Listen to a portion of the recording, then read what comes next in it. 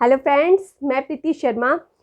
इतिहास की नई क्लास में आप लोग का स्वागत है। फ्रेंड्स, हम लोग इसके पहले वाले क्लासेस में इतिहास क्या है, इतिहास की परिभाषा और इतिहास के जो भाग है उसको हमने देखा। और इसी सीरीज़ में हम लोग आगे बढ़ते हुए आज हम पढ़ेंगे इतिहास के अध्ययन के स्रोत। ठीक है, तो इतिहास के इस क्लास में अब से हम जो भी आपको पढ़ाएंगे वो बहुत ही इम्पोर्टेंट टॉपिक्स होंगे और चीज़ों को बहुत ही हम लोग विस्तृत रूप से देखेंगे, जिससे कि आपके किसी भी एग्ज़ाम में आपको कोई भी डाउट न रह जाए और इससे आपको काफ़ी इस क्लास से हेल्प मिले। तो अगर मेरा क्लास अच्छा लग रहा हो तो लाइक करिए और अगर इससे लगता है कि और लोगों को लाभ होगा तो उन तक शेयर कीजिए। और हाँ, वीडियो को पूरा देखिए, तभी तो आपको इस विषय के बारे में समझ में आएगा। और जैसे कि मैंने पहले भी कहा है कि इतिहास एक आपको लगता है कि बोरिंग सब्जेक्ट है, तो अब ऐसे बोरिंग नहीं लगेगा और इतिहास के मेन टॉपिक को हम लोग अध्ययन करते हुए चलेंगे। तो चलिए स्टार्ट करते हैं। तो देखिए, यहाँ इतिहास के अध्ययन के मुख्य रूप से दो स्रोत हैं। ठीक है, पहला जो हमारा ऐतिहासिक अध्ययन के जो स्रोत है वो जिसे हम साहित्यिक स्रोत कहते हैं, या साहित्य से जो भी प्राप्त स्रोत हैं वो इतिहास के अध्ययन में हमारी काफ़ी हेल्प करते हैं। ठीक है, दूसरा जो इसका भाग है इतिहास अध्ययन का जो मुख्य जो स्रोत है, जिसे हम पुरातात्विक स्रोत भी कहते हैं। ठीक है, तो पुरातात्विक स्रोत से मतलब क्या है कि पुरातात्विक जो भी हमें साक्ष्य मिले हैं उससे संबंधित हम इस जानकारी को इकट्ठा कर सकते हैं, या इस जानकारी को हम कह सकते क्लियरिफाई कर सकते हैं, कि जिससे कि ये हमें बताता है कि हमारा इतिहास जो है प्राचीन काल में कैसा था, हमारी सभ्यता और संस्कृति को ये दर्शाता है। ठीक है, वैसे ही हमारे साहित्यिक स्रोतों से भी हमारे भारतीय या वैश्विक रूप से विश्व इतिहास के बारे में भी हमें बहुत कुछ जानने को सीखने को मिलता है। तो आइए चलिए इसके आगे देखते हैं कि ये जो इसके दो स्रोत हैं ये कौन कौन से हैं और कहाँ कहाँ से ये प्राप्त हुए हैं। ठीक है, तो देखिए, इतिहास के अध्ययन के जो हमारे साहित्यिक स्रोत हैं, अर्थात साहित्य से जो भी चीज़ें हमें प्राप्त हुई, साहित्य अर्थात जो भी हमारे वेद से, ग्रंथ से, है ना, या जो भी साहित्य जो है इतिहास से प्राप्त हुई। अब ये देखिए, साहित्यिक स्रोत को भी यहाँ पे मैंने आपकी जानकारी के लिए दो भागों में बांट दिया है। पहला जो है भारतीय स्रोत या भारतीय इतिहास से या भारतीय साहित्य से प्राप्त जो है हमारे भारतीय स्रोत हैं, और दूसरा जो है विदेशी यात्रियों से प्राप्त जो भी साहित्यिक स्रोत हैं वो। ठीक है, तो आइए देख लेते हैं कि भारतीय ऐतिहासिक स्रोत कौन कौन से हैं, या भारतीय साहित्यिक ऐतिहासिक स्रोत कौन से हैं, और विदेशी यात्रियों से प्राप्त साहित्यिक ऐतिहासिक स्रोत कौन कौन से हैं। तो देखिए, भारतीय जो है हमारे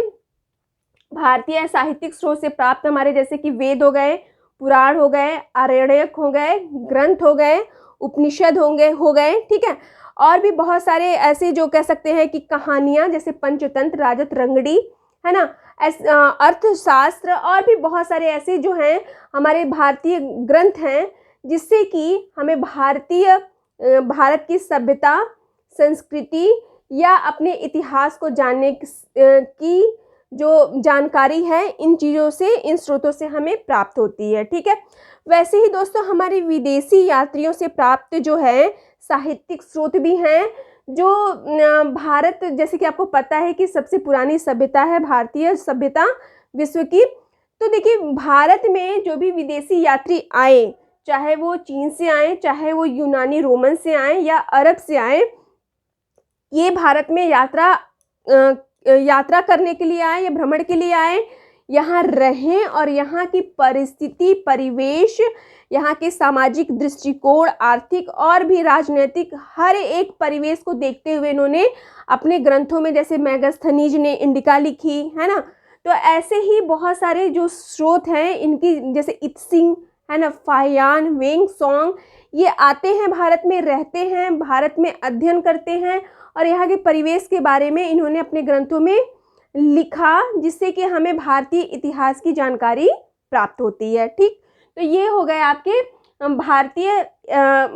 इतिहास के अध्ययन के हमारे साहित्यिक स्रोत, जो भारतीयों से प्राप्त हुए और विदेशी यात्रियों से प्राप्त हुए। इनके ग्रंथों से। ठीक है, आ जाइए अब हम देख लेते हैं पुरातात्विक स्रोत, देखते हैं कि पूरा कौन से ऐसे पुरातात्विक स्रोत हैं जिससे कि हमारे इतिहास अध्ययन में बहुत सारा हेल्प मिलता है या बहुत हेल्प मिलता है। ठीक, तो देखिए पुरातात्विक स्रोत मतलब कि ऐसे जो है, एक चीज़ और यहाँ पे हम लिख देंगे, अभी याद आया, जैसे कि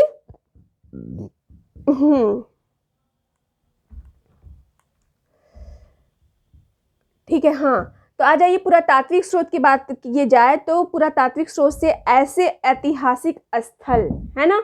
ऐतिहासिक रूप से ऐसे स्थल जो प्राचीन काल में हमें उनके साक्ष्य प्राप्त हुए, जैसे कि आपके हड़प्पा कालीन सभ्यता से हमें बहुत कुछ जानकारी एकत्रित होती है, जो सिंधी घाटी योजना से सिंधी घाटी सभ्यता से, नदी घाटी योजना से या नदी घाटी सभ्यता से। ठीक है,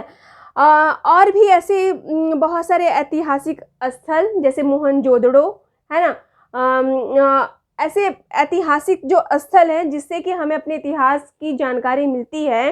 कि उस समय उस ऐतिहासिक परिवेश में कैसे लोग अपना जीवन यापन करते थे, उनकी कृषि, उनका व्यापार, उनका रहन सहन, उनका खान पान, विभिन्न प्रकार की जानकारी हमें मिलती है। तो आइए देखते हैं, ये तो ऐतिहासिक स्थल से हमें मिली कुछ जानकारियां हैं जिससे कि हम इतिहास के अध्ययन में हमारी ये हेल्प करता है। दूसरा जो हमारा है जो पुरातात्विक स्रोत जो है अभिलेख, अर्थात विभिन्न ऐसे अभिलेख मिले जिसे कि अब ये अभिलेख भी हमें भिन्न भिन्न प्रकार के मिलते हैं, जैसे कि शिलालेख, ताम्रलेख है ना,